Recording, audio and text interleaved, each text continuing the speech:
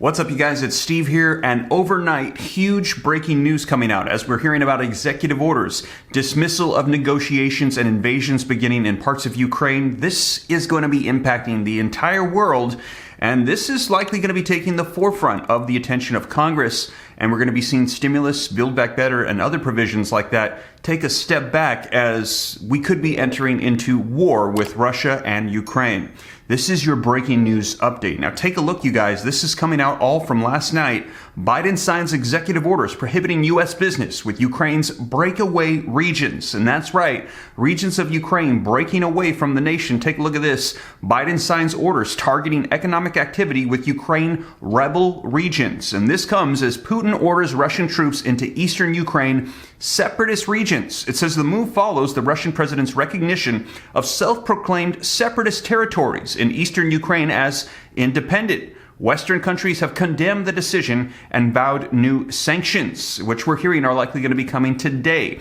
The president is going to be making an announcement, and other countries are going to be doing the same, condemning Russia for this movement. And also, as I mentioned to you in a previous video, the United States was trying to promote negotiations. They had waited for quite some time, and finally, we heard that Vladimir Putin said no to those. And it looks like they're going to be moving forward with an attack. And here we go, live updates. Also, Russia-Ukraine crisis, Putin draws condemnation at emergency UN meetings. The Russian president ordered troops into Ukraine after formally recognizing two Moscow-backed breakaway regions in the eastern part of the country. And as I mentioned, this is going to be impacting everything. The United States, the world. Take a look. This morning, Dow falls as Wall Street assesses the rising tensions between Russia and Ukraine. So how is this going to be impacting the economy? How is Congress going to be responding? As I mentioned, this might put stimulus and Build Back Better and other priorities on the back burner as this is taking the forefront of attention. So you guys, I'm going to dive right in. I've got some video footage for you to get you caught up on the latest as of this morning, and this is breaking news coming out. So let's go ahead and dive right in. But first, if you appreciate the updates, keeping you up to speed on everything going on, don't forget, take a quick second, smash the like button for my channel. Helps out with the YouTube algorithm. I appreciate it. Thank you so much. Also, leave your comments, share this out. If this is your first time here and you want to stay up to date, totally free. All you got to do is hit the subscribe button, turn on that notification bell. And if you got any specific questions for me, I'm easy to get a hold of directly. All you got to do is hop onto Instagram, shoot me a DM at SteveRam3. But with that being said, you guys, let's take a look at the video footage from this morning of what's coming out from the White House on Ukraine, Russia, and the president's executive orders. And we're hearing more announcements to come today. Let's take a look. So we want to pause right now and hear directly from the White House. Standing by now is the Deputy National Security Advisor, John Feiner. Thank you very much for joining us. I guess I'll start out by asking, what is the latest information that you can share with us about this situation? Of course, there's been disagreement overnight over whether or not an actual invasion has occurred. Has the calculus changed inside the White House? Well, thanks, Miko. You've seen two significant steps take place already in response to what we do believe is the beginning of the latest Russian invasion of Ukraine. Yesterday, we announced an executive order that amounts to essentially an economic embargo of the regions of Ukraine that Russia recognized as independent. And then just in the last hour or two, the German government announced something that President Biden said would happen, which is that if Russia takes these sorts of steps, the Nord Stream 2 gas pipeline that connects Russia and Georgia would not go forward. And Germany took the first ministerial step to stop that process. The United States is going to have significant announcements of its own a bit later today, including sanctions that we will impose in response to what Russia did yesterday. So will we hear something more directed at Putin today? You know, the criticism so far has been that sanctions right now are impacting regions in Ukraine. They may be the separatist regions, but they're not very direct toward Vladimir Putin. Will we be hearing from the president significant action today? Yes, I don't want to get ahead of the specifics of the announcement, but you will see significant sanction steps directed at Russia in the coming hours. NBC's Carol Lee has the next question. Carol.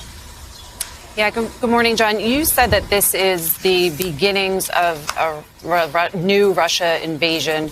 So the sanctions that the president's going to announce today, should we expect that we'll see the big package of sanctions that you all have been threatening? And given that you're saying this is the beginning of a new Russian invasion, does that mean the Secretary Blinken's meeting with Lavrov is off this week, and the agreement in principle that the president would meet with Putin is also off? So on sanctions, I think you will see significant steps that will impose consequences on Russia for the actions it took yesterday. If Russia takes further actions, we will have further significant and severe consequences that we can impose via sanctions on Russia, in addition to the other elements of our response, including security assistance to the Ukrainians to help them defend themselves, and the force posture troop movements that you have seen the United States take in the coming days. As for the diplomatic side of this, we have said and continue to believe that that would be a far better outcome for this situation than a full-on Russian invasion of Ukraine.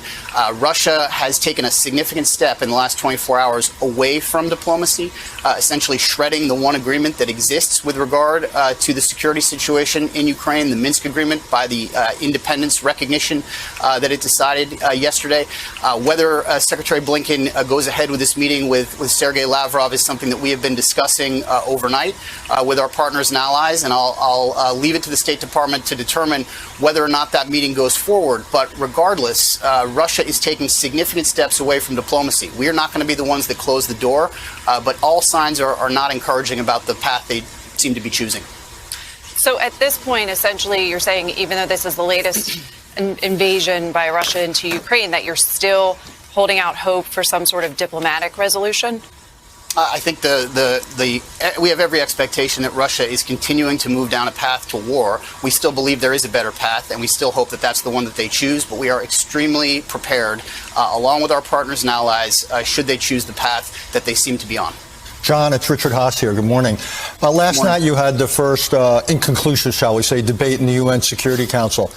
Are you guys thinking of something like ignoring the Security Council, where obviously Russia has a veto, trying to get a uniting for peace resolution that would isolate and potentially sanction Russia in the General Assembly?